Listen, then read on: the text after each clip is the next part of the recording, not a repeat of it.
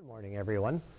Thank you for the privilege that I have of sharing with you a short update with Haiti Friendship Center, or as I like to call it, HFC.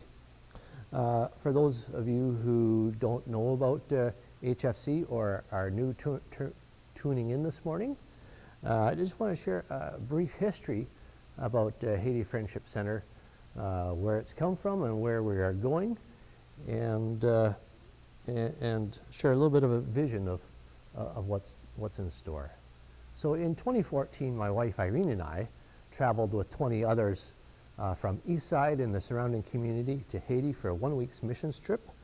It was a week filled with learning, with blessings, discovering different things about a developing country. It was a real blessed time.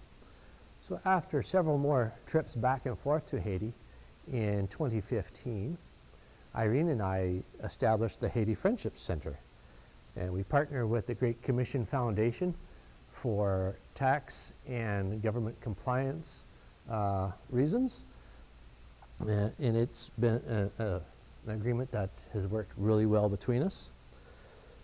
In 2017, we converted our guest house into a school. We invited 20 local children, 20 local underprivileged children to come and join us.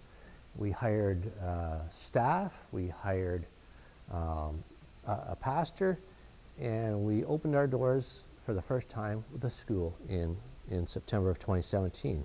So last month, September of 2021, when school began, we had grades 2 through 5 and 56 children. So it's been quite a journey from 2014 to where we are now. We not only educate and minister to 56 children, but also to their families. And we are developing a community, which has been a real blessing. We've laughed with them, we've mourned with them, and we sure appreciate each and every person who's part of that. As I mentioned, we have a full-time pastor on staff. This year we have a young gentleman, Lamise, who is educating himself through theology, and he is being mentored under Pastor Oswald, and together they are sharing the gospel with our children in class and also working with the HFC community to develop that further. So we're not just ministering to the children but also to their families. It is a real blessing to have these men on board. So as we've mentioned in previous years, we have this guest house, and in the beginning we had 20 children at recess time and throughout the day in this small house. And at that time we felt that, boy, it is sure full. Now after several years with 56 children, I really believe we're at capacity, but maybe they would beg to differ. So where do we go from there in the future? I know we desire short term to have a grades 1 through 6 primary school, a complete school. But will we be in the same location, or will we be on to a different place? We really don't know. We're waiting to see what God has in store for us over the next couple of years. So it's been an exciting trip, and no shortage of excitement for sure. Child sponsorship. Now, child sponsorship is also a large part of HFC. It not only provides income, but it also provides sponsors and a variety of different people to be part of a child's life, to write letters, to share pictures with this child, and to receive the same from them. It has been a real blessing. Do I believe in child sponsorship? 100% I do.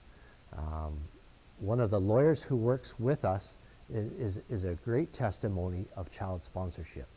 He grew up in a very poor home. Compassion International came into their community. He was sponsored, he was educated, and is now a full-fledged lawyer. He gives back by helping nonprofit organizations get set up in Haiti, navigate the legal waters in Haiti, and he gives back tenfold. That's exciting to think about. If half of the children who go through HF school give back tenfold, what a difference that's going to make in Haiti and in our community. So that is something that we're really excited about. So child sponsorship, yes, I truly believe in child sponsorship.